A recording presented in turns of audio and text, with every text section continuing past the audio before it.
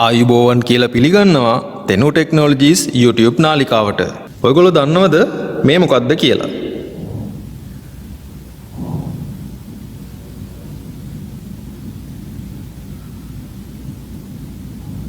මේකට අපි කියනවා ආක් වෙල්ඩින් ඉලෙක්ට්‍රෝඩ් එකක් කියලා. නැත්නම් විද්‍යුත් ඡාප වෙල්ඩින් කූරක්. සරලවම කියනවා නම් මේ තියෙන්නේ ආක් වෙල්ඩින් කූරක්. මේ ලෝහ කූර ආක් වෙල්ඩින් වලින් ලෝහ සම්බන්ධ කිරීමේදී එක්ස්ටර්නල් ෆිලර් රොඩ් එකක් නැත්නම් බාහිර පිරවුම් කූරක් විදියට භාවිතා කරනවා. මේ ඉලෙක්ට්‍රෝඩ් එක මයිල්ඩ් ස්ටීල් නැත්නම් මෘදු ආනේ කියන ලෝහ වර්ගය භාවිතා කරලා තමයි හදලා තියෙන්නේ.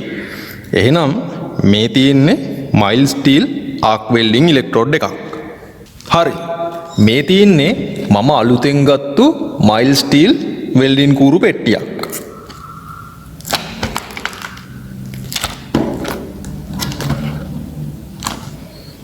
මම දැන් මේක විවෘත කරලා වෙල්ඩින් කූරක් එළියට ගන්නවා.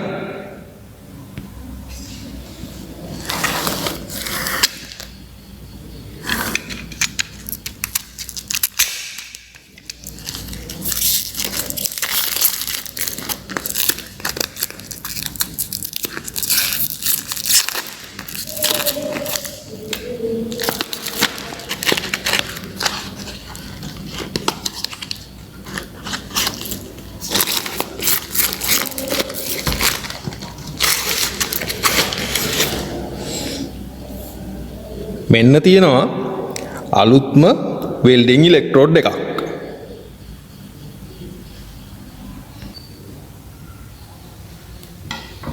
ඊළඟට අපි බලමු කොහොමද මේ ඉලෙක්ට්‍රෝඩ් එකේ විස්කම්භය නැත්නම් ඩයමීටර් එක මැනගන්නේ කියලා.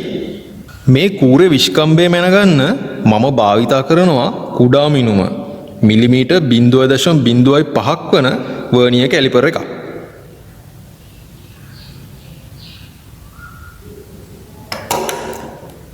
දැන් බලමු කොහොමද විස්කම්භය මනින්නේ කියලා.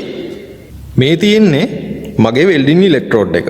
එතකොට මේ වෙල්ඩින් ඉලෙක්ට්‍රෝඩ් එකේ මෙන්න මේ කොටසින් මට පුළුවන් වර්නියර් කැලිපර් එක භාවිතා කරලා මේ ඉලෙක්ට්‍රෝඩ් එකට අදාළ විස්කම්භය නැත්නම් ඩයමීටර් එක මැනගන්න. මතක තියාගන්න ඕන මේ ආක් වෙල්ඩින් ඉලෙක්ට්‍රෝඩ් එකේ මෙන්න මෙතනින් පහළ කොටස මෙන්න මෙතනින් පල්ලෙහා කොටස ෆ්ලක්ස් එකත් එක්ක තියෙන කොටස නිසා අපිට ඒ කොටසෙන් මේ කූරේ විස්කම්භයට අදාළ පාඨාංක ලබා ගැනීමේ හැකියාවක් නැහැ. ඒ නිසා පාඨාංක ගන්නවා නම් විස්කම්භය මනින්න මෙන්න මෙතනින් තමයි අපි පාඨාංක ලබා ගන්න ඕනේ. බලමු කොහොමද ගන්න කියලා. මෙන්න තියෙනවා මගේ කැලිපර් එක. එතකොට මේ වර්නියර් කැලිපර් එකේ බාහිර හණු භාවිතා කරලා මට පුළුවන් මෙන්න මේ විදියට මේ ඉලෙක්ට්‍රෝඩ් එකට ඩයමීටර් එකට අදාළ පාඨාංක ලබා ගන්න.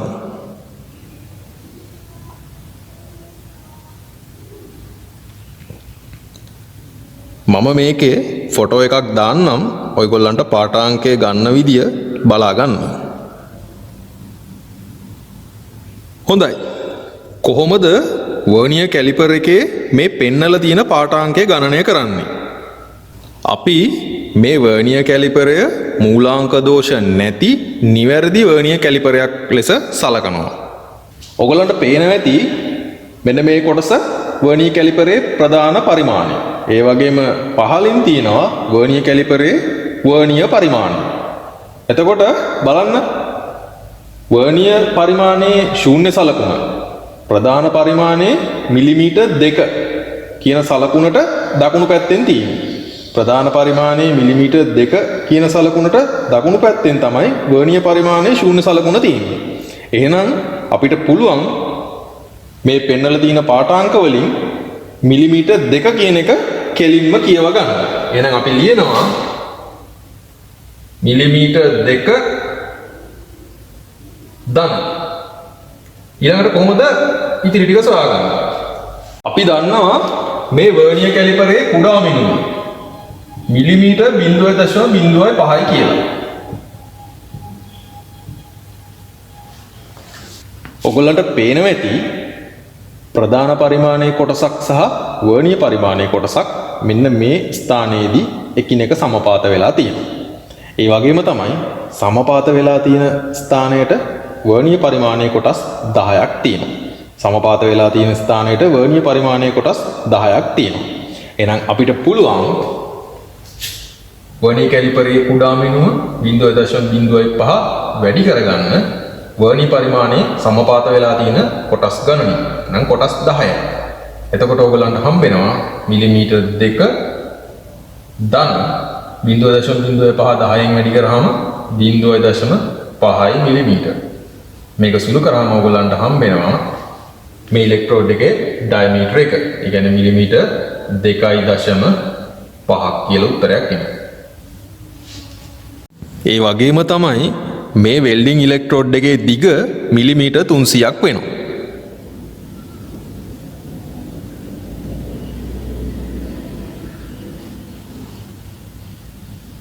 අපි ආපහු වෙල්ඩින් කූරු පෙට්ටිය අරන් බැලුවොත් අපිට පේනවා මේ පෙට්ටියේ සඳහන් කරලා තියෙනවා මේ වෙල්ඩින් කූරේ විෂ්කම්භය මිලිමීටර් 2.5ක් සහ දිග මිලිමීටර් 300ක් කියලා. විෂ්කම්භය මිලිමීටර් 2.5යි දිග මිලිමීටර් 300යි.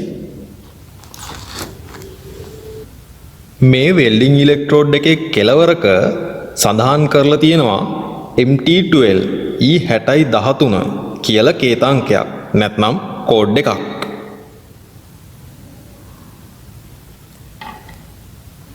ඒ කෝඩ් එකම වෙල්ඩින් කූරු පෙට්ටියෙත් සඳහන් කරලා තියෙනවා.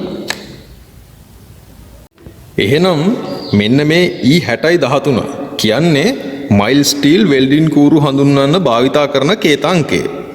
මේ කේතාංකය ගැන වගේම ආක් වෙල්ඩින් ඉලෙක්ට්‍රෝඩ් ගැනත් අපි තවත් දවසක වෙන වීඩියෝ එකකින් කතා කරන්න බලාපොරොත්තු වෙනවා. හොඳයි. දැන් මගේ ළඟ තියෙනවා එහෙනම් මිලිමීටර් 2.5ක විෂ්කම්භයක් තියෙන E6013 වර්ගයේ ආක් වෙල්ඩින් ඉලෙක්ට්‍රෝඩ් ටිකක්.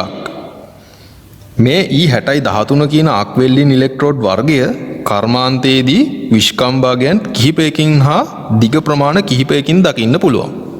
මේ chart එකේ පෙන්නලා තියෙන්නේ අපි ඉන්ඩස්ට්‍රි එකේ භාවිතා කරන E6013 වර්ගයේ ආක් වෙල්ඩින් ඉලෙක්ට්‍රෝඩ් වල සයිසස් කීපයක්. උඩින්ම තියෙන සයිස් එක මිලිමීටර් වලින්, ඒ වගේම මේ පැත්තේ තියෙන විෂ්කම්භය, මේ පැත්තේ තියෙන ඉලෙක්ට්‍රෝඩ් එකේ දිග. විෂ්කම්භය මිලිමීටර් 2ක් නම් දිග මිලිමීටර් 300යි. විෂ්කම්භය මිලිමීටර් 2.5යි ඒත් දිග 300යි. ඊළඟට විෂ්කම්භය මිලිමීටර් 3.2යි දිග 350ක් වෙනවා මිලිමීටර්. විෂ්කම්භය මිලිමීටර් 4ක් නම් දිග මිලිමීටර් 400ක්. විෂ්කම්භය මිලිමීටර් 5ක් නම් දිග මිලිමීටර් 400ක්. හරි.